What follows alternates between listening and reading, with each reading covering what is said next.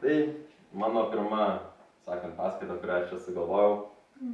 Viską aš galima sakyti, visos mano paskaitos, aš eisiu palei knygą, ne visiškai žodis į žodį, nes aš vis tiek noriu kažkiek savo kūrybingumo, kad tai nebūtų tiesiog perpasakojimas, aš noriu kažką savo pridėti, bet pagrinde aš remiuosi, sakykime, šitą visą teoriją visko viena knyga, kurią parašė, tas pagrindinis, šitas žmogutis parašė. Vat, ir pirma, kaip sakant, ta įvadinė tokia dalis visos šitos knygos yra apie laimę. Apie iš kur atsiranda laimė, kas tai yra. Ir jinai pačioj pradžioj išreiškia tokią prieštarą. Ir aš šitą pirmą prezentaciją pavadinau taip dramatiškai didžioji prieštara. Ir pirmas, gal vėliau parodysiu video, kai čia turiu, bet pirmas mano klausimas, į kurį nereikia, kaip sakant, savo galvojant, sakykit, čia kaip retoriškas klausimas, kas nori būti, ar kažkas yra, kas nori būti nelaimingas.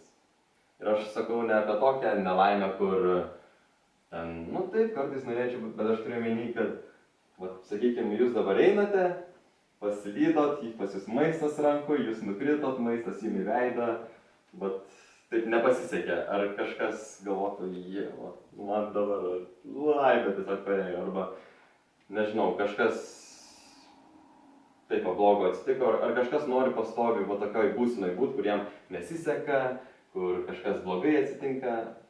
Netgi, sakykime, jėmam pasaulyje, ar yra vaistai, kurie skatina depresiją? Tokių vaistų dažniausiai nieks neprašo ir negeria, ir netgi atvirkščiai žmonės nori vaistų, kurie jiem padėtų nuo depresijos, nuo to jautimosi nelaimingų. Tai aš manau, gan logiška ir gan universalu yra, kad visi žmonės nori tam tikrų būdų pasiekti laimę. Netgi jeigu ta laimė jiems atrodo ateina iš kažkokio sunkumų, ten kažką sunkiai daro, pavyko, o laimė jaučia. Tai procesas į laimę nebūtinai turi būti per džiaugsmą, bet vis tiek galutinis taškas, kokius žmonės nori pasiekti, dažniausiai būna, kad gale viso to aš jaučiuosi laimingas, aš kažką padariau teisingo ir man iš to ateina džiaugsmas. Ir ką aš norėjau būtent šitoj paskaitoj patyrinėti, tai kokie dalykai mus padaro laimingais, nes yra labai daug skirtingų dalykų, kas gali mums atnešti laimę, bet kokie būtent dalykai mums duoda tokią laimę, kuri mus taip užpildo tvirtai, kad aš dabar jaučiuosi tikrai labai laimingas. Ir tas nedingsta po 5 sekundžių, ar ten, nežinau, po 1 minutės, ar 5 minučių, ar 5 valandų. Bet jauties laimingas, širdį gera. Aš norėjau patyrinėti. Tai kadangi aš nesu visi žmonės, aš negaliu kalbėti už visus, tai aš tiesiog pirmą pasidalinsiu dalykais, kurie mane padaro laimingu. Bet taip laimingu, kad aš einu ir po to jaučiuosi, čia gerai, širdį jaučiuosi gerą. Tai vienas dalykas, nuo kurio pradėti, tikslo kažkokio pasiekimas. Bet ne tiesiog tikslo pasiekime, nes tas gali, kaip sakant, būti labai skirtingai interpretuojama. Bet aš turiu omeny, tikslas, pavyzdžiui, vienas tikslas, dabar pasakysiu pavyzdį, kuris mane padarytų tokiu laimingu ir tą laimę aš jausčiau ilgai. Ir vienas, kuris mane trumpam padarytų laimingu, bet po to man kaip ir nelabai. Pavyzdžiui, aš lankiau krepšinį 7 metus ir mano toks didelis tikslas buvo padaryti bėgimą. Jeigu žinot, ten pašokį ir įdedi kamuolį. Ir aš labai norėjau ir man užtruko 5 metus ar 6 metus, kad pagaliau man pavyko. Ir kažkaip padariau, kiek gal 5 minutės buvau toks labai laimingas, bet po to kažkaip, pavyko. Ir kažkaip po to, nebuvo taip, kad dabar prisimenu, kaip vis dar iki šiol man laimė trykšta, kad aš tą dėjimą pagaliau padariau. Kažkaip nebėra to, bet dabar, pavyzdžiui, aš lankau lengvą atletiką ir aš turėjau tikslą šitą vasarą išbėgti iš 11 sekundžių. Mes bėgam 100 metrų ir yra tas barjeras 10 sekundžių, tada 11 sekundžių ir aš buvau užstrigęs ant to, aš bėgdavau 11.01, 11.00, ten taip arti, bet niekaip nepavykdavo. Ir kai man pavyko, aš labai džiaugiausi, Aš net atsikalbau, pasimeldžiau Dievui, pasakiau, ačiū tau, džiaugtis su manim. Ir tas tikslas kažkaip mane ilgiau padarė laimingi, bet kadangi jisai buvo biškai gilesnis negu mano praeitas, aš nenorėjau išbėgti tą laiką vien dėl to, kad aš galėčiau pasigirti, va žiūrėkit, man tas pavyko, žiūrėkit, koks aš kietas, aš kaip greit bėgu. Bet netgi nuo tada, kai aš pradėjau lankyti atletiką, mano tikslas buvo tenai kuo aukščiau pasiekti, kad galėčiau Dievą iškelti viršų, kad galėčiau Dievą atnešti žmonėm, kas man atrodo, kad padeda žmonėm. Nu, iš mano požiūrio, aš manau, kad Dievas gali padėti žmonėm. Aš manau, jeigu aš perduosiu Dievo žinią žmonėm, tai padės jiem, tai iš mano atžvilgio aš tai darau, kad kitiem padėti. Ir aš noriu aukštesnį rezultatą vis pasiekti, kad aš vis galėčiau aukščiau Dievą pakelti, va žiūrėkite, koks Dievas geras, jūs irgi priimkite jį, jūs irgi duokite jam šansą kažkokį turėti indėlį jūsų gyvenimuose ir jis padarys jūs laimingu. Tai čia mano motyvacija ir kai aš matau, nors tas 10-80 nebuvo jau užbaigimas, sakykime, to, ką aš noriu pasiekti, bet tai buvo dar vienas žingsnis, vienas mažas tikslas mano dideliam tiksle, sakykime taip. Ir tai mane padarė labai laimingi, nes aš matau, kad aš artėju to didesnio tikslo. Ir mano tas tikslas yra kaip fueled. Manau, suprantu, tai reiškia angliškai fueled, kad padaryti kitus žmonės laimingus, kad kažką padaryti kitiem. Tada gerai, dar vienas dalykas. Padedu kažkokiam žmogui. Pavyzdžiui, aš kai vieną kartą statyje ėjau į kirpyklą ir matau kažkoks dėdukas bando į mažą kalnelį užlipti, bet jam niekaip nepavyksta. Jisai 3 žingsnius palipa ir iš karto atgal. 3 žingsnius palipa ir iš karto atgal. Nu aš taip einu pro jį, paėmiau jį už rankos, paėmiau jį už nugaros, padėjau jam užlipti. Jisai man padėkojo, ačiū. Ir aš einu ir aš kaip gerai jaučiuosi. Padėjau šitam žmogui. Nors man, kad įdėti, užtruko, nežinau, 5 metus, kad daryti įimą. Šitas man 3 sekundės, aš padėjau jam, aš einu ir man tiesiog laimė širdį trykšta ir nežinau, tiesiog labai malonu jaučiasi.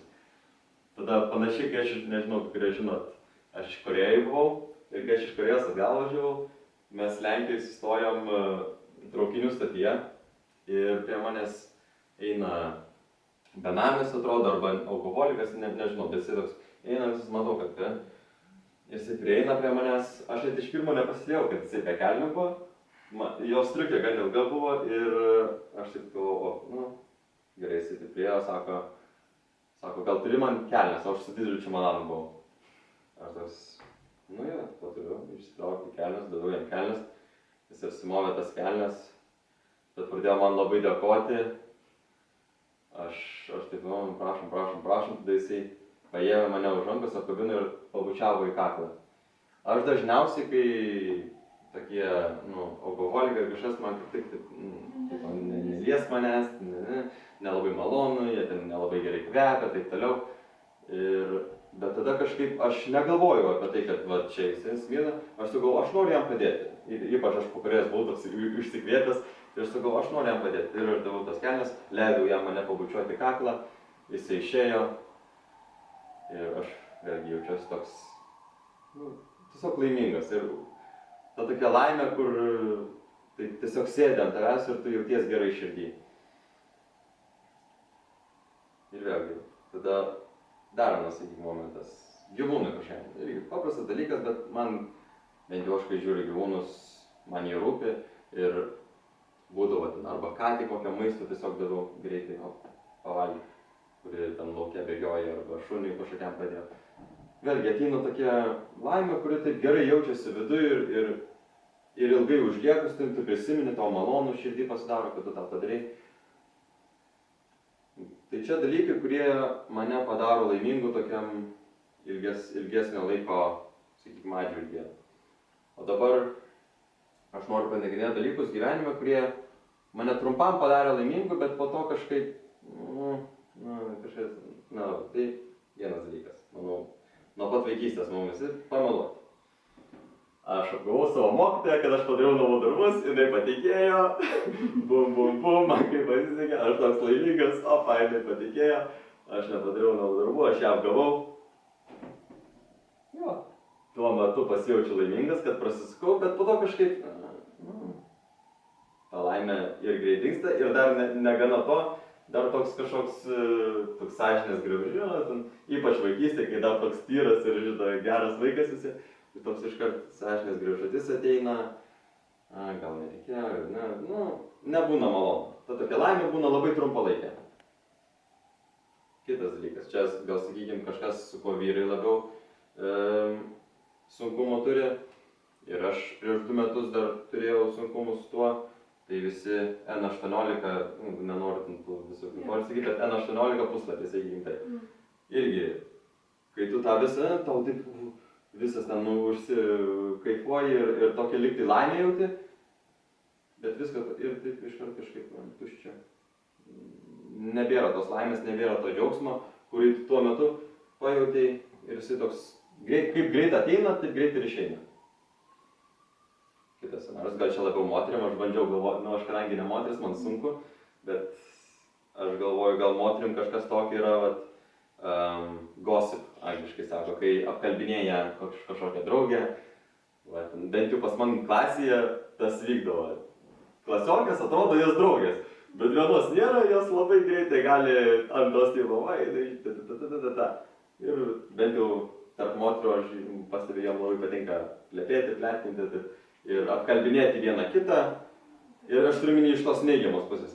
Ir netgi, aišku, ir man kartais, žinai, įdomu kažką apkalbinėti, bet kai tas ypač apkalbinėjimas toks yra neigiamas, tuo metu labai įdomu, tipo, va čia gal jauti kažkokią laimę, va čia įdomu, va ką tu manai apie tą, ką tu manai apie tą, va aš tą manu, tuo metu tu kaip ir, bet po to, ta laimė taip kaip greit atėjo, taip greit ir išeina. Kitas dalykas, čia jau gal biškai toks stiprus, visokios narkotinės medžiagos. Aš, pavyzdžiui, vėlgi, viską, ką aš sakau iš savo patirties. Kas tik čia buvau, Robertai. Aš kai man buvo 6 metai, aš buvau smalsus labai vaikas, kad taip pasakyti, ir 6 metų aš pirmą kartą cigaretę pabandžiau. Ir man buvo labai smalsu ir aš galvoju, bravo, kai aš pabandysiu, tai čia man būsiu labai laimingas, nes čia kaip kietai tie dūmai atrodo, aš labai noriu pabandyti. Aš pabandžiau ir čia dūmus išpučiau, wow, kaip kietai. Bet po to vas ten neapsikakojau vietą, žiūriu, viskas svirda, lemba, ką čia man išsigandau labai. Ir taip, ta vėlgi, laimė tokia, jinai atėjo labai greitai, bet ir jinai taip pat greit išėjo. To kažkokio užpildymo nebuvo. Tai